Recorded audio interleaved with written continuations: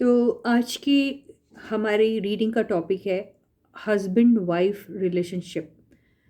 तो आज आप अपने स्पाउस के लिए ये रीडिंग देख सकते हैं। आप दोनों की रिलेशनशिप किस तरीके से चल रही है, क्या आप दोनों के बीच में अगर किसी किस्म का मनमुटाव है तो क्या इस गैप के ब्रिज होने के कोई चांसेस हैं।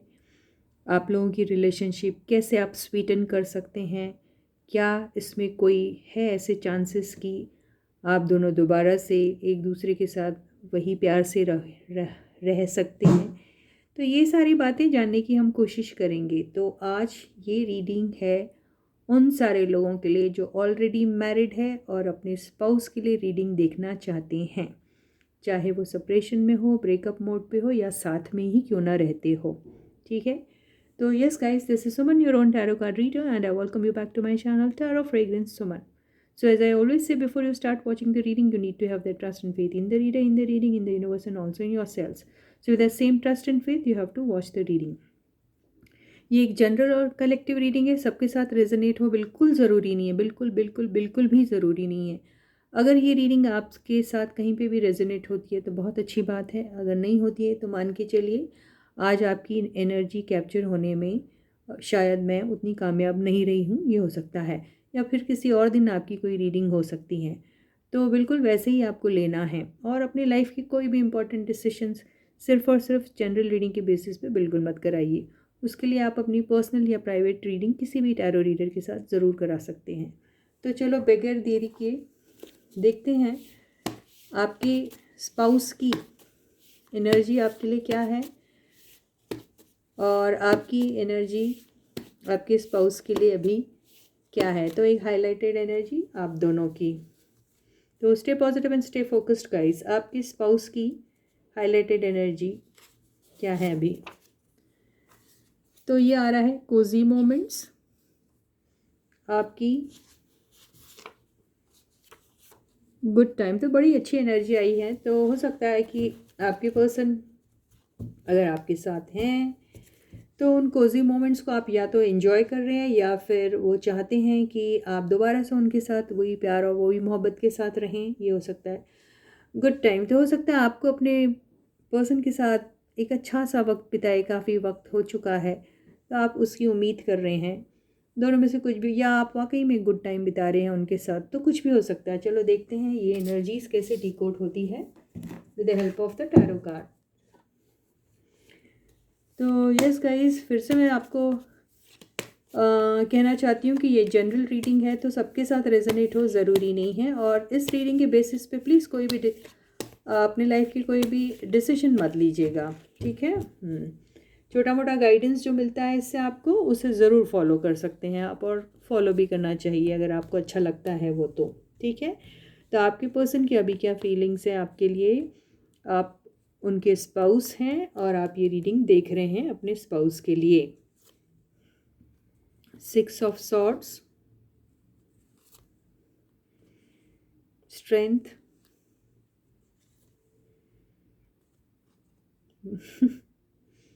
Queen of Swords,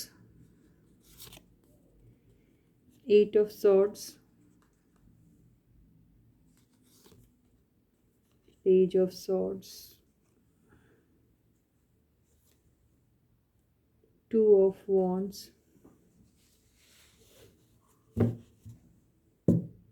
ये आ रहा है 6 of Wands। तो ये आपके पर्सन की फीलिंग्स जो हैं अभी आपकी, वो देख रही हूँ मैं। तो ये देखना है कि आप दोनों के बीच में अभी कैसा चल रहा है और क्या हो सकता है। तो आपके पर्सन आपके साथ कोजी मोमेंट्स के बारे में सोचते हैं। तो देखिए, अभी मेरे को ये लग रहा है ये रीडिंग उन्हीं लोगों की है जिनका अभी कुछ वक्त पहले या काफ़ी टाइम पहले भी कह सकते हैं, किसी न किसी किस्म का या तो छोटा मोटा सा सेपरेशन हुआ है, या फिर आपके पर्सन आपसे बहुत दूर रहते हैं। आप दोनों एक शहर में नहीं रहते हैं, या फिर एक कंट्री में नहीं रहते हैं, या फिर अलग अलग घरों में रहते हैं। किसी किसी के साथ ऐसा भी हो सकता है, और किसी किसी के साथ ये भी हो सकता है कि आप रहते तो साथ में हैं लेकिन बहुत बड़ा इमोशनल गैप है। मतलब इमोशनल तौर पे आप दोनों एक दूसरे के साथ कनेक्टेड नहीं हैं, फिज़िकली एक ही छत पे रहते हैं आप दोनों, लेकिन दिली तौर पे शायद आप दोनों एक दूसरे से मूव ऑन हो चुके हैं, ये हो सकता है। तो यहाँ पर अभी बहुत सारी बातें ऐसे हैं जो मैं कहूँगी तो शायद सबके साथ वैसी ही बात हो, ज़रूरी नहीं है, लेकिन इसीलिए मैं इसके 2-4 शेड्स जो मुझे दिखाई दे रहे हैं वो आपको ज़रूर बताऊँगी।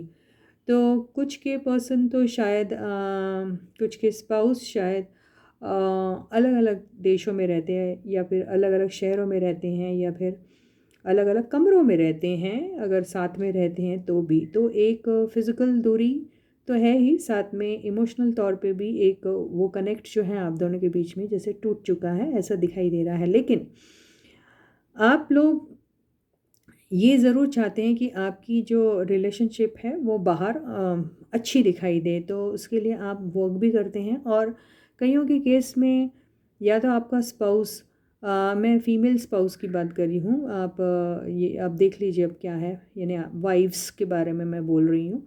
किसी किसी की वाइफ्स जो हैं वो काफ़ी स्ट्रिक्ट हैं, ये कह सकते हैं, और बहुत ही कम परसेंटेज लोगों में हस्बैंड्स हैं जो वो स्ट्रिक्ट दिखाई दे रहे हैं।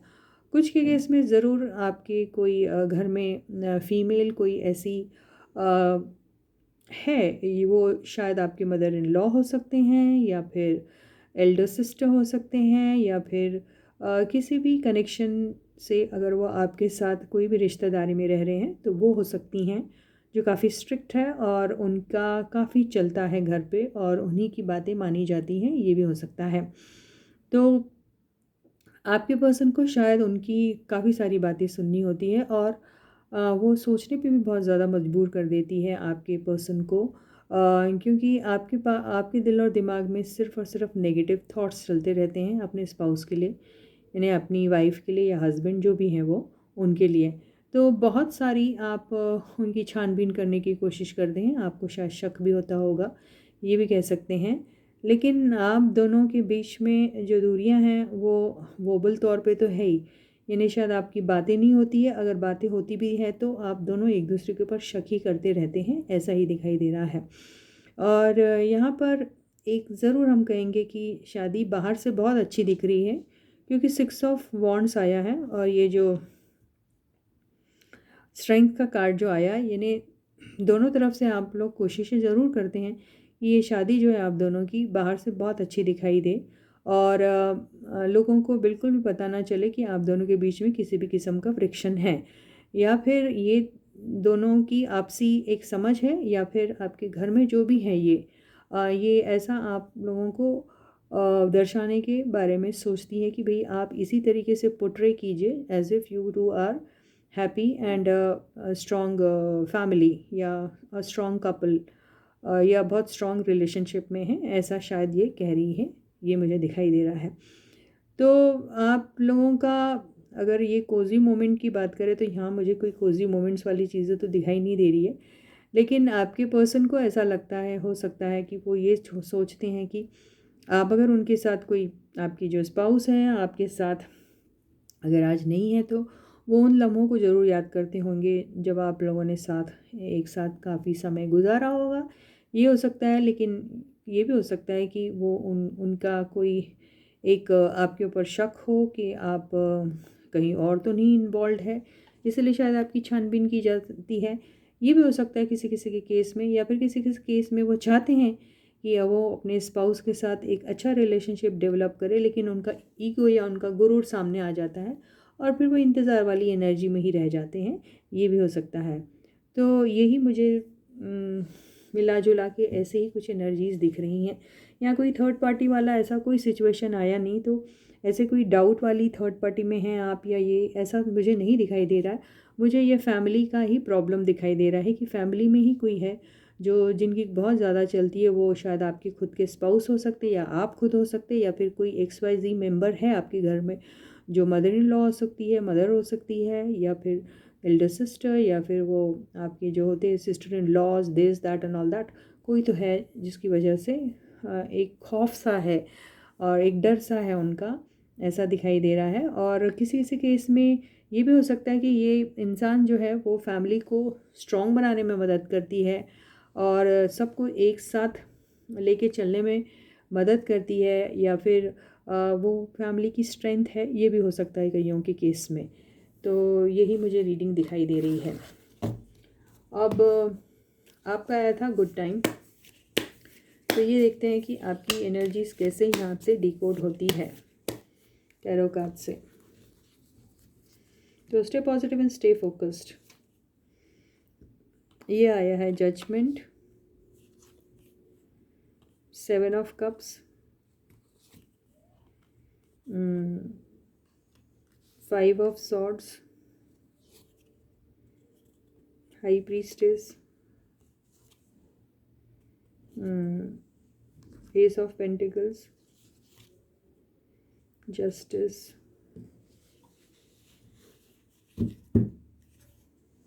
9 ऑफ वॉन्ड्स।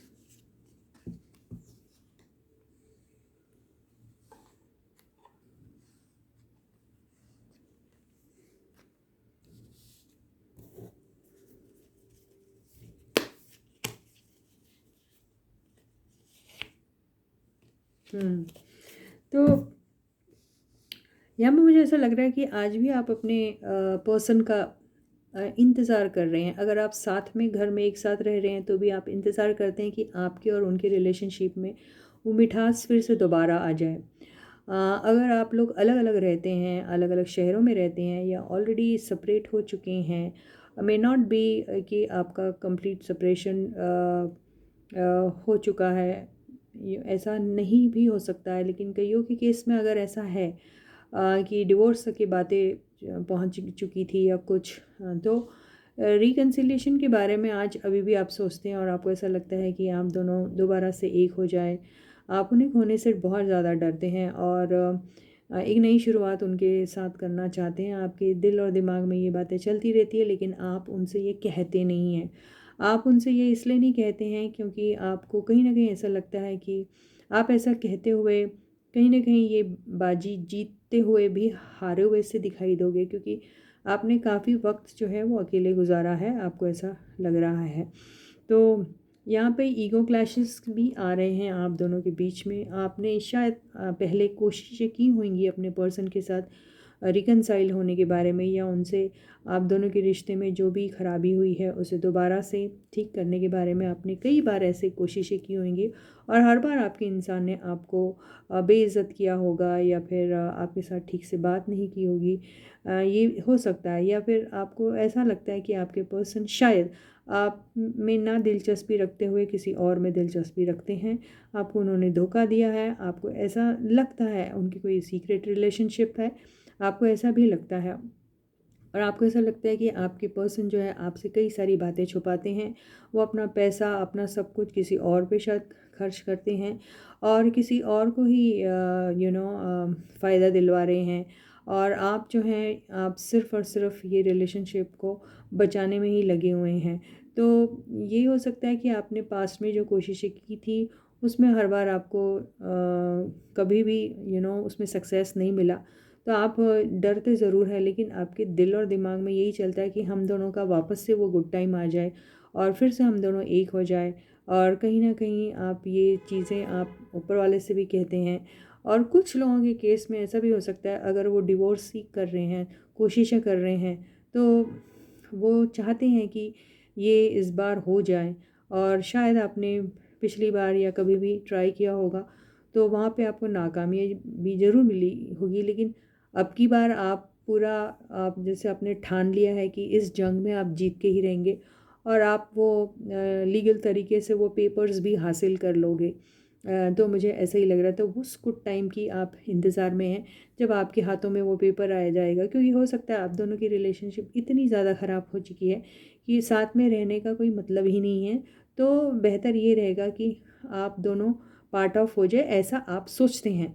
तो आप उसको लीगल तरीके से ये चीज़ों को ब्लैक एंड वाइट में आप एक प्रूफ चाहते हैं। तो ऐसा भी कई लोगों के साथ हो सकता है कि अगर वो डिवोर्स सीख कर रहे हैं तो शायद से ये आपके फेवर में आ जाए। शायद से, हर एक के साथ होगा नहीं होगा ये तो मैं नहीं कह सकती, लेकिन इसमें ऐसे चांसेस दिख रहे हैं। तो यही आपके लिए शायद गुड टाइम होगा किसी किसी के लिए, और किसी किसी के लिए रिकन्सिलिएशन गुड टाइम होगा कि आप वापस से दोबारा आ गई हैं एक दूसरे के साथ, और जिसके ऊपर भी आपको शक था या कुछ और था उस चीज़ को आप माफ़ करने के लिए तैयार है और एक नई सिरे से अपनी लाइफ को शुरू करने के लिए तैयार है इन्हीं इंसान के साथ जो आपके स्पाउस है, ऐसा दिखाई दे रहा है। तो इसी के साथ ही ये रीडिंग यहीं ख़त्म होती है। एक छोटी सी एडवाइस ले लेते हैं, क्या है।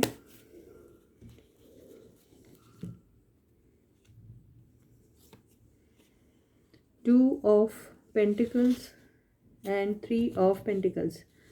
तो कईयों के केस में हो सकता है पैसों को लेकर ही आप दोनों के बीच में झगड़े होते हैं।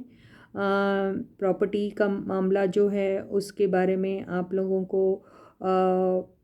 ठीक से आइडिया नहीं है, उसका डिवीज़न कैसा हो ये हो सकता है, या फिर प्रॉपर्टी के डिवीज़न में कोई प्रॉब्लम हो सकती है, इस वजह से आप दोनों अगर अलग भी होना चाहते तो अलग नहीं हो सकते, ये हो सकता है।